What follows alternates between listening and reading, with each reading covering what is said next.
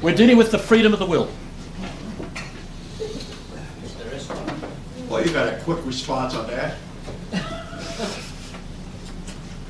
So man acts from free judgment and retains the power of being inclined to various things. For reason in contingent matters. Now turn back to what we said, those four modal propositions. Contingent matters means it may or may not be true. Contingent is that which can not be. So we're dealing with contingent matters. The wind is blowing, the rain is coming down, it's snowing. They're all contingent matters. They're not necessary matters. It may or may not happen tomorrow that it's raining. We're contingent as well. Oh yes, contingent beings, yeah. So, in contingent matters, it may follow opposite courses. We see in dialectical syllogisms. Is it this? Remember what I said here? Here we are. Dialectic. Maybe this, maybe that. No necessity about it. Do you wonder if Joe's home? He may be home, he may not. You're knocking at the door, you're yelling at the window, you're maybe letting off fireworks or something. As we see in dialectical syllogisms and rhetorical arguments. We may be arguing this way or that way. It's not necessary, otherwise we wouldn't probably have to argue. We'd discover it straight away. Now, particular operations are contingent. What we do here and now is a contingent thing. And therefore, in such matters, the judgment of reason may follow opposite courses and is not determined to one. And in that man is rational, it is necessary that he have free choice. Now, Aristotle put forward a famous objection that others put forward. And here it is, the top of page 80. The fifth objection is, a man cannot be free, for according to a principle which states that of what sort someone is, such is the sort of end which seems good to him. Looks like the two is left out there. He seems not to be free. Thus, his particular temperament inclines him to a particular end. There's the reference. And so you'll understand the references in Aristotle. It's in the Nicomachean Ethics. Nicomachus was his son. And when he wrote the book of Ethics, he wrote it with his son in mind. What would he like to teach his own son? It's book 3, chapter 5. Now that would be enough reference. But you've got to go and wade through chapter 5 to find it. So it's 11:14a. He divides into A and B. And line 32. Now let me explain this. The 11:14 is the page number in the Greek of the Becker. Becker put all these Greek works together, and Aristotle's especially, and he gave them the pages numbers. So he did column numbers, A and B columns. But in English they follow the Greek enumeration, so it'll be absolutely uniform. And sometimes you'll see line, for instance, there 32. You might find, well, in this book it's line 34. That's neither here nor there, it's just a couple of lines there or a line out, because the Greek is much more brief, and so is the Latin than the English. If you've got to work in Latin and work in Greek, you'll find the pages never coincide, because Latin is more succinct than the English. So when you're referring to Aristotle, you could just take book 3, chapter 5 if you want to, or you just take 11:14a, line 32.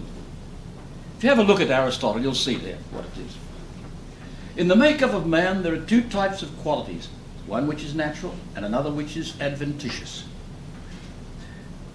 Adventitious comes to, that's what it means, it comes to him. For instance, a passion of emotion comes to him, his knowledge comes to him, etc., etc.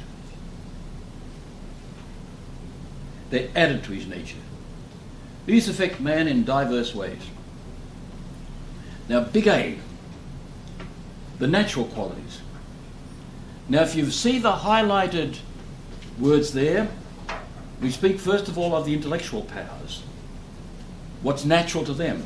Then lower down, the body and its corporeal or its bodily powers, what's natural to them. Then over the page, we come to the adventitious qualities, what come to us. And he speaks about them. Then on page 82, I've got all this summarized for you. I hit upon the idea of putting that in to make it easier to read that text, because that text is very powerful. Let me tell you briefly, before we read this, what it's about. What St. Thomas is saying, that certain things which are necessary to us, and God is one of them, in other words, unlimited good, unlimited desirability. Our will is never free because it's in this instinctive act that we're inclined to unlimited good. We want satisfaction. What do you think old wino Joe is worried about? Life's dealt him a bad deal, and he's sinking into wine so he won't have to think about it, etc. Like a certain little girl said to me only last night that she wants to go to sleep so she won't have to think about things. So the thing is, we something like that was. But what we want is unlimited good. Now, it would impose itself on us, but other things don't. From our nature or what comes to us. We're not enslaved. All the goods around us don't impose themselves on us because they're all limited good. We're made by nature for unlimited desirability or unlimited good. Good is that which all desire. That's the definition of good. Well, the things around us every day, we can walk away from them. The only time we may not walk away, when Joe's sitting in the back seat of a car necking with Betty. Oh, sorry. Fifi, yeah. Yeah. Bob would be mad, wouldn't he? So, sitting in the back seat of the car, he's overcome by passion. Now he sees he's necking as an unlimited good. He's blinded by passion. That can happen. But what we're saying is that only unlimited good renders us unfree, unless we mistakenly judge other things to be unlimited good, which people do. So, we're free then, because the things around us are all contingent things. And every day, if we look, I've been in bush where we weren't sure where the hell we were going. You know, there was one area of a few 100,000 acres, and we were sort of, which way do we go from here? There's a river running there, and it splits this way, and which we waded across here, etc.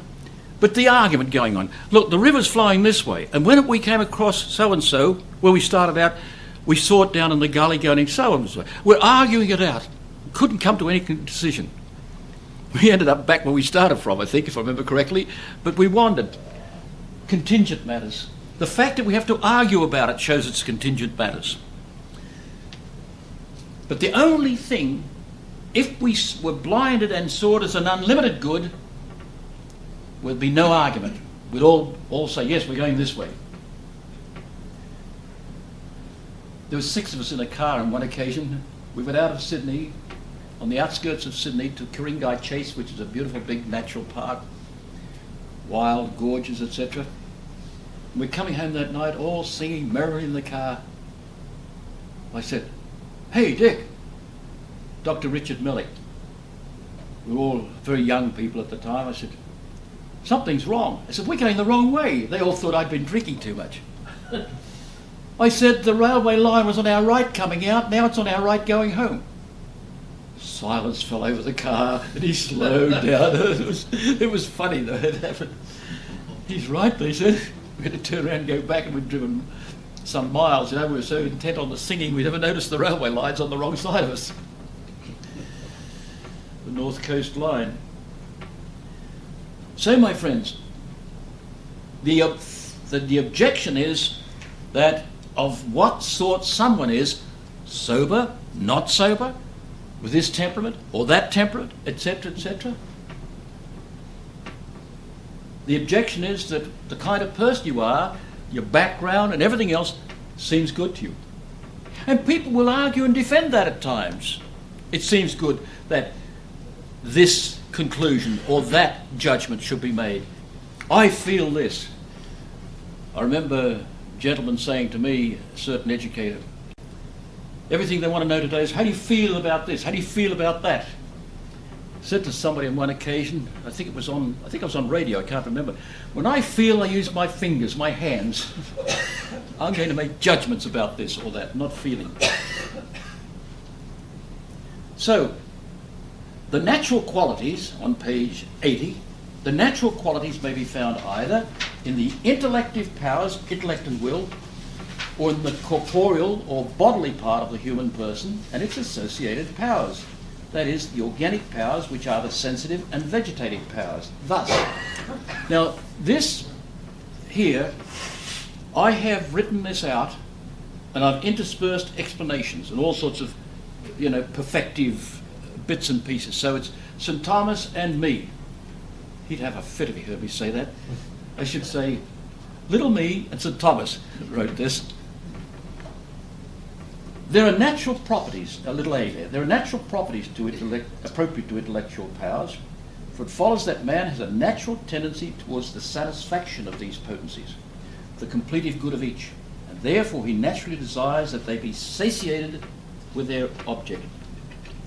Satis in Latin means enough. This satiation is called happiness. The fulfillment of it, satisfying of it, is called happiness, which is our supreme end. We go into that again later. Happiness is defined by St. Thomas as the fulfillment of every desire and the elimination of all evil. No man can avoid this desire, for it is implicit in our nature, since it is a natural property of the human will that it can only be satiated by unlimited good. Our everyday experience shows that. You'd go raving mad if you ate hamburgers every day. If you had to go to McDonald's every day and eat hamburgers. We want changes in our diet. We want variety. If you went to the same movie, like I knew a fellow who went in the morning, he was quite a neurotic personality. He went in the morning to the movie, and they showed it all during the day. In 4 sessions, he sat through the lot to watch the same movie. It was Scott of the Antarctic, if I remember the name of the movie. 4 times, dude. So I'd go raving mad if I had to watch it 4 times. Somebody said it probably saved his sanity. He was quite a neurotic personality. No man can avoid this desire for unlimited good, for it is implicit in our nature. Implicit means folded within. Plicare in Latin means to fold, and in means in or within. Folded in our nature, implied in our nature. Since it is a natural property of the human will that it can only be satiated by unlimited good. The intellect is conscious of this desire for infinite or unlimited truth and unlimited good. Now don't forget, the intellect is a power of knowledge. The will is not a power of knowledge. It's an inclination following the knowledge of the intellect. A lot of students I've found mistake the will to be another power of knowledge. It's the intellect is the power of knowledge, and the will is the power of inclination. And consequently, that's where we find love, the supreme love. The intellect is conscious of this desire for infinite truth and unlimited good, and that those goods around us, which are contingent, are limited. Therefore, the will can reject them. Remember, there's an unlimited desire for truth. And people who get truths and find a truth will jump at it joyfully. I'll never forget the first time I really grasped proof of the existence of God. You only have to know 3 things. Hand, stick, stone. That's all. You don't have to know anything else to see the principles involved, if you truly understand that, and to see the utter dependence of essential subordination. Grasp that. Once you've grasped that, I'll bring that out when we come to dealing with that again. We deal with it in each one of the subjects. I do it deliberately because people are hungry for that. But don't be turned off by people denying the existence of God or saying the proofs are invalid. They set up a straw man and knock it down. They set up a false proof and then knock it down. And one of the great men who had been knocking this down has now become a theist, Anthony Flew. He's turned against all that. He now sees that, and in his books, he's got false proofs set out. He thinks they're accurately set out, and they're not. They missed the point of two principles of reason and the fact, then misunderstood the nature of the fact. They misunderstood and see sometimes as contingent facts as distinct from ontological facts, but we'll deal with that later. So, we see these are limited goods, which are contingent, therefore the will can reject them. This limitation constitutes the objective cause of psychological freedom, freedom of the will, for it cannot be dominated by a limited object. There's some reading there. That work of Lautin, which is excellent. It's in French, unfortunately. I have a copy. I've never seen a copy elsewhere. The intellect is never free in its proper object, for it is enslaved to its object as true. In the universities in Moscow, they were despairing of trying to get the students to accept this, the denial of the principle of non-contradiction. Nothing can be and not be at the same time. I'm sorry, how did I express it? A thing is or is not. They cannot be denied. It's distinguished into either is or is not. Something cannot be true and not true at the same time. They tried to get, or something cannot be and non-be at the same time. They tried to get the students in Moscow to accept that, and they couldn't. Because the intellect's made for truth. We can be blinded by some contingent truths, but when something is pointed out, you can't get the students to accept otherwise. You get some silly student will say, like a student said, I thought everybody had to have their own philosophy. Why do I have to accept yours? Never did stop to think about anything. Or a woman who was sitting here one night and said, I think politics, religion and philosophy are all the same thing. You all remember that? Yeah. And I said, yeah, I say things like that when I've had about 8 whiskies. She never came back. She's dropped out. The intellect is in the middle of page 80. The intellect is never free in its proper object, for it is enslaved to its object as true. It cannot accept that 2 + 2 = 5. For things in the external world force on the intellect that 2 + 2 = 4. And don't be fooled by the other objection that people raise and say, well, it's not necessarily 4. In French, it's 4. That's a silly objection. That's only a distinction of words, that's all. 4.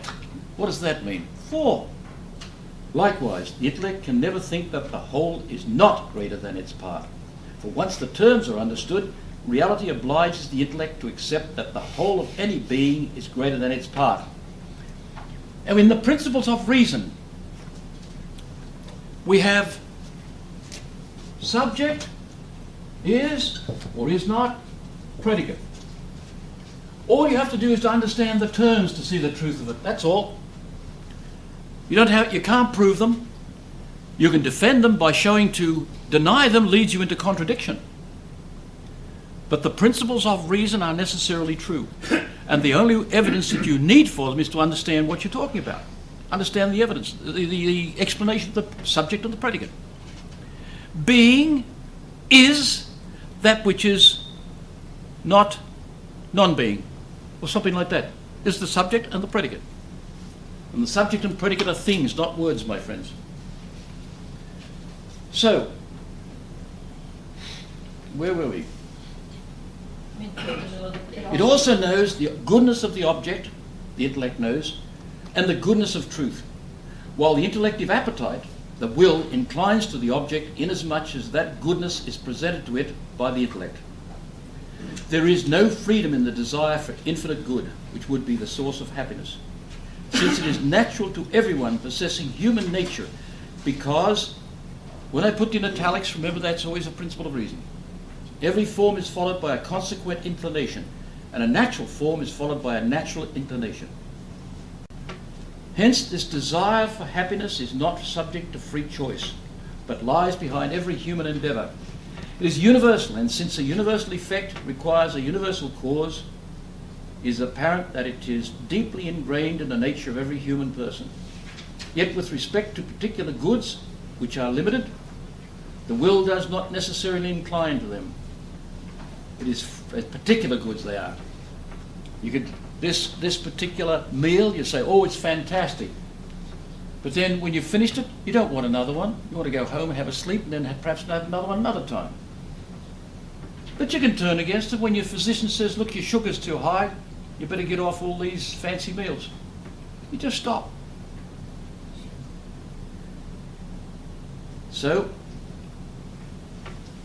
it is free to the extent that the intellect apprehends them as limited. However, if some limited object is apprehended as if totally good, then it may temporarily enslave the agent. In 1962, I was coming from Greece to Australia on the SS Strathmore. I believe it was his last voyage. A young woman tried to kill herself on the thing, and my wife and I just happened to come along just after it. A fellow was with her there talking to her. I said, she's crying her eyes out. I said, what's going on? She swallowed all her tablets the surgeon on board the ship had given her, and had 3 whiskies. Of course, that's a deadly mixture. I went to a telephone. I asked for an urgent contact with the surgeon, and he'd lost control. He'd lost contact with her. She wouldn't see him for some reason. He said, any man on this ship would grovel at the foot of that young woman. I said, yes, don't I know it? He said, you seem to have control. He said, stay with it. We kept in touch, the surgeon and I. And she really tried to kill herself. And she explained to me why. She lived on the cliffs of Dover, the white cliffs of Dover in England, just where I can still see it now. You can see France across the water. And she was living in a caravan of some kind and trying to work out what life's all about. Just trying to work it out, what life's all about. I took her, when she came to Sydney, they would have forced her to go back, because they're coming out in these migrant ships, which that was, and they would have ordered her back to England. The Australian authorities, the ship authorities would have had to report what had happened, and she'd have to stay on the ship and go back. But my wife and I promised to get her to psychiatric help and to get her some work, job. Incidentally, one young smartass got to her and destroyed the whole thing, the whole treatment, etc. By voicing opinions authoritatively, like the kind of thing we were talking a while ago. This authoritative young man who knew it all. But the point was, what was wrong with her? She's searching for happiness. What's life all about? She tried this, she tried that, she tried something else. And just got fed up trying to work everything out. I've met numbers of people like that. Father Woodbury used to get them all the time. Yeah, finally he became ill and he asked me to take some of them. And boy, some of them were difficult to deal with.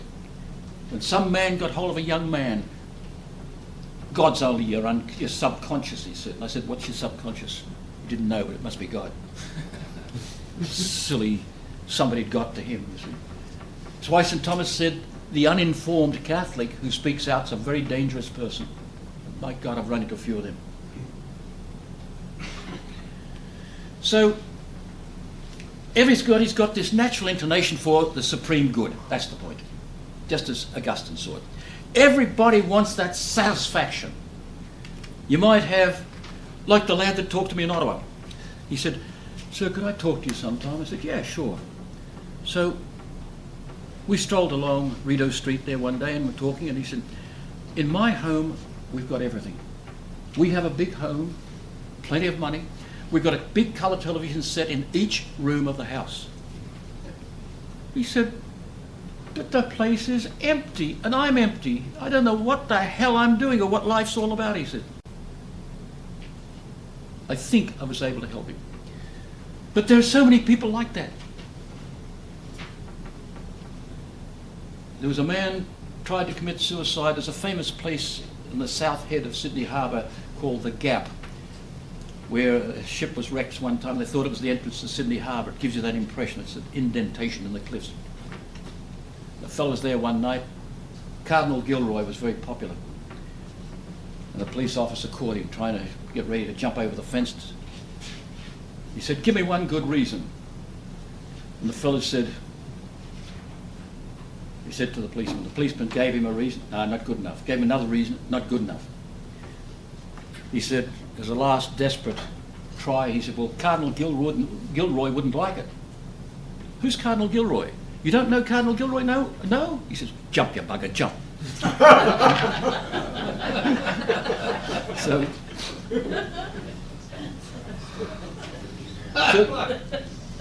So every form is followed by a consequent inclination, and a natural form is followed by a natural inclination. And the will is an accidental form of the human soul. The intellect is an accidental form of the human soul. And the human soul has this reaching out, grasping for satisfaction. Hence, this desire for happiness is not subject to free choice, but lies behind every human endeavour. It is universal, and since a universal effect requires a universal cause, it is apparent that it is deeply ingrained in the nature of every human person. Yet with respect to particular goods, which are limited, the will does not necessarily incline to them. It is free to the extent that the intellect apprehends them as limited. However, well, we went before this before, I think, didn't we? Yes. So now, on the part of the body, remember, we're talking about the intellectual powers, the natural qualities of the intellectual powers, now the natural powers which are associated with the body and its bodily powers. That is the senses. And remember, my friends, all the psychiatric troubles are bound around these desires, the passions and the will, the inclination of the will. There's where it all is. Like that relative of mine said, "I'd be a saint if I wanted to be." What a useless, silly statement to make. "I'd be a saint if I wanted to be." Then she went and had an abortion one day. I'm ashamed to say. But this can happen. People, that we call that, by the way, a velleity, wishful thinking. And velleities are very common. So on the part of the body and its bodily powers, that is the senses, sensitive appetites, vegetative powers, and locomotive power, man is born with his temperament and is thus disposed with certain natural qualities. For instance, the locomotive power, training to be an athlete, etc., etc. That is, there are natural tendencies following upon the influence of the temperament, in keeping with the principle established by Aristotle when he said that of what sort someone is, such is the end which seems good to him. In other words, show me what you love and I'll know what you are. I told you, didn't I, the story about the two women phoned me one Saturday afternoon and said, I'd met them at a reception and they got to talking to me, and whatever we talked about at the time, they got very interested and said, "Would you come down to the Whirlpool Park and we'll go for a stroll? We want to talk to you." And I made sure somebody else knew. I was hoping they wouldn't chuck me into the river or something. But one of the first things they said is, "Can you read people's minds?" I said, "Nobody can read a person's mind. But what you do, such as what you say, you tell me what you are. If, for instance, you talk about good music, I'll know something about you. If you talk to me about the kind of friends you like or have or keep company with, I'll know what kind of a person you are. But reading minds, nobody can do that.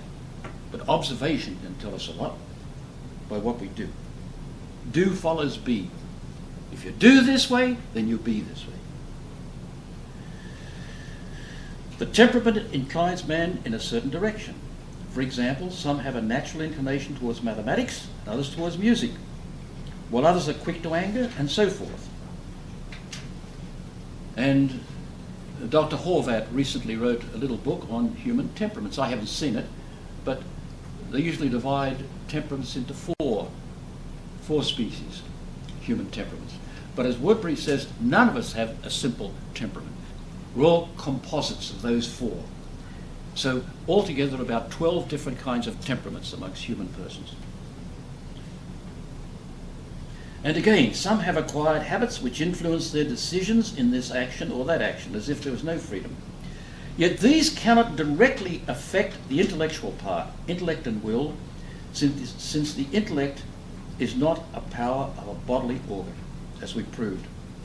In other words, the less perfect organic powers cannot affect the more perfect, the spiritual powers, for there would have to be a sufficient reason for the residual being contained in the higher powers.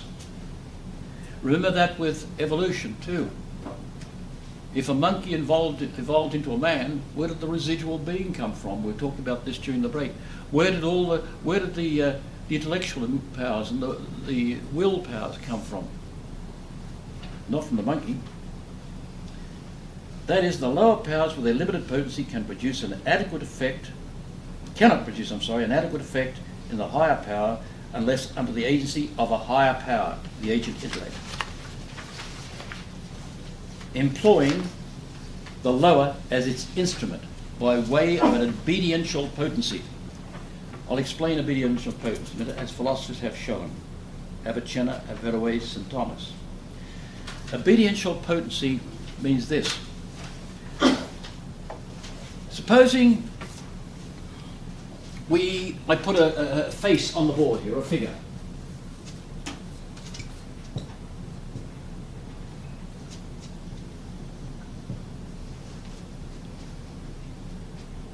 Yeah, I'm just going to make that. Yeah, that looks all right. That looks like him. Doesn't have glasses. No. Now, where did the figure on the board come from? The pen. The pen's not capable of that. All it's capable of is spreading the ink on the board. But I raised it to a higher potency.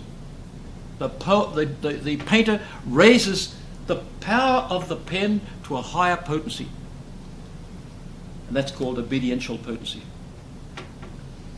The poet and the pen work together. The poet employing the pen. And this happens with, what's the most perfect instrument? The human hand. It's raised to higher powers than it's capable of in itself by the intellect and will of man. It's called obediential potency. That's like when we're given sanctifying grace, and we're talking now theology. We're raised to a higher, we're divinized. That's what sanctifying grace does to man. Just as if we took a tree and we humanized it, so we take man and we divinize him, make him like a god. That's what grace is. But that's not known amongst a lot of people today. There are so many things that are not known by people who ought to know something. Like a person who helped me start these courses, spoke at some place and she was practically kicked out because she asked a question, what's the difference between a venial and a mortal sin? Practically thrown out of the room. And also somebody who wanted to know about the power of this and the power of that. For instance, Mass, the Catholic Mass. A friend of mine wrote from Australia once, he said, where the hell does the sacrifice come in? Just as that tree out there is a real tree, and it's the same tree in my imagination, but with a different bee, so the crucifixion is, what's in the crucifixion is the same in what is done in the Mass, but with a different bee. It's the same sacrifice, but otherwise had by us.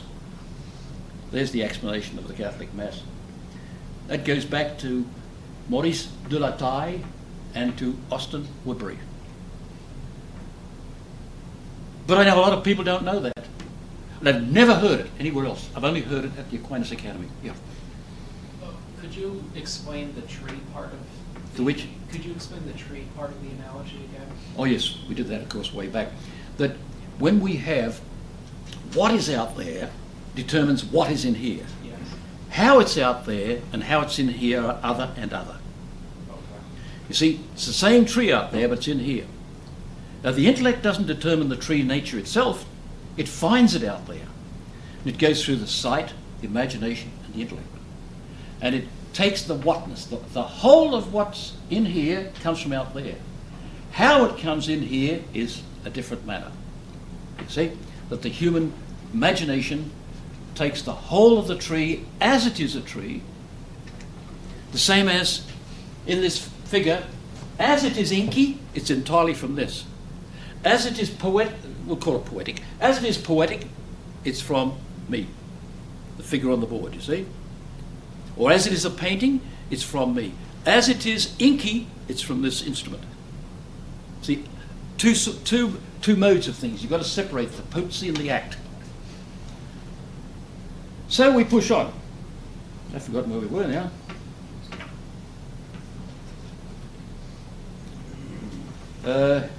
Obediential potency, start with that.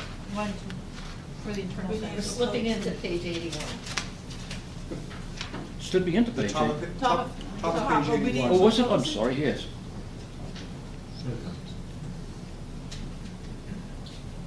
Yes. For the internal senses, with their limited power, signifying the singular object, need the activity of a spiritual power, the agent intellect, to bring about a spiritual effect. The great Arabs all saw this, Avicenna and Averroes. Well, Avicenna was really Persian, but he was Arabinized, as it were. And they saw that. Aristotle saw it. They all saw it, all the great philosophers. And it took St. Thomas to make it precise, to precisify it, and then later philosophers to bring it all out of St. Thomas. The internal senses, they're limited. They cannot give us the nature of a thing. They can only just give us the appearance of it. But the intellect grasps the full nature of tree. When I say the full nature, it has to be unfolded. We start off with a first, just as it is, the singular thing as it were, the very nature of the thing, and then we unfold it all. As remember I said that we progress in our knowledge, that sort of thing. So it needs the act of a spiritual power, an immaterial power, the agent intellect, to render the concept in the possible intellect. So we have two intellective powers of the soul, one which makes it intelligible and one which receives the intelligibility. The Arabs were seized by that so much that they said it was way above man, that they're independent intelligences. Remember that? There's the active, the agent intellect, and then there's the possible intellect. The universal concept is in the possible intellect. This in turn affects the activity of the will, another spiritual power. Because the will, that's why we can incline towards unlimited things with the will, because the intellect knows the idea of unlimited. It knows it has an appetite for the unlimited good. Thus, the greater power of the soul, the agent intellect, employs its superior power using the instrumentality of the image in the imagination to produce a superior effect in the possible intellect. This limitation of the sensitive life applies not only to the cognoscitive order, in other words knowledge, but also to the affective order, the appetites. The immaterial functioning of the intellect shows that it neither needs an organ to exist in, nor an organ subjectively for its operation. We saw this before. On the other hand, it does require bodily things to operate on. That is, it requires bodily things objectively to present its object to it, through the operation of the internal senses. Notwithstanding the above, sometimes the passion of the sensitive appetite moves the will insofar as the will is moved by its object, inasmuch as, namely, through being disposed in such and such a way by a passion, a man judges something to be fitting and good, which he would not judge thus were it not for the passion. Well, that's an experience that everybody can have at some time or another. Oh, I'd love to stop off and play on this beach or go for a swim. But it wasn't for the desire for that joyful frolicking in sand and the waters of the beach, you would not bother to judge that way. While we instinctively incline to what we love, these inclinations, although natural, are subject to human judgment. Consequently, they are also subject to free choice, just as man may decide to ignore it. Of course, this sets aside the effects of a deliberate excitation of the mode of behaviour towards which his temperament might incline him, but this requires an act of the will to incline or deviate from some desired object. So that's all the natural. That's all the natural thing. Now the adventitious qualities. See, remember, we've got the natural, we've got the adventitious. That adventitious should be underlined, by the way. Should be underlined. Now these are habits and passions, or the presence of a temptation thrust upon a man by some force, person, pictures, or other stimulant of the imagination and the like, by virtue of which a man is inclined to one thing rather than another. These may build on a subject already disposed by prior acts or other prior dispositions, inclining him towards some action, thus forming an accustomization. Now, this argument on the freedom of the will, I might say, I have used it and written an article which hasn't yet been presented anywhere or published, showing that one can cure homosexuality. Then in my research I discovered a whole number of psychiatrists who say they have cured homosexuals. But homosexuals are claiming they can't be cured. They're born that way. I'm sorry, I differ 100% from that. So,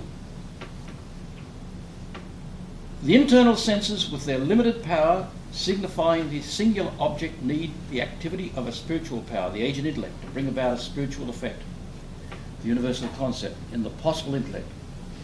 This in turn affects the activity of the will, another spiritual power.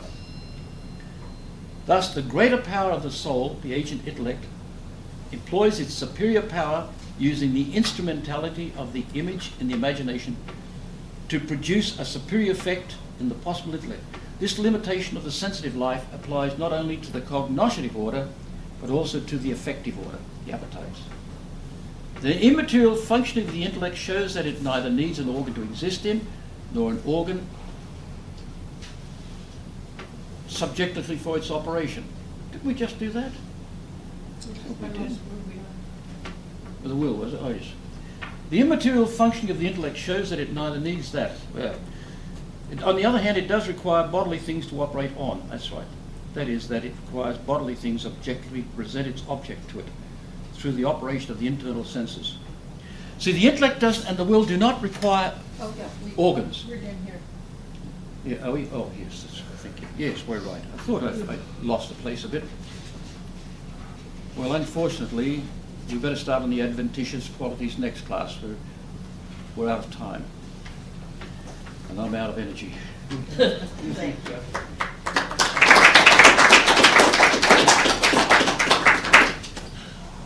2 days after this class, Dr. Waters had an accident at home in which he fell and crushed a number of his ribs. He spent 5 weeks in the hospital and a good bit of time after that convalescing. The classes were suspended for nearly 3 months and resumed on May 15th. When he resumed on May 15th, he took the opportunity to review the entire course from the beginning until where we were when he had his accident.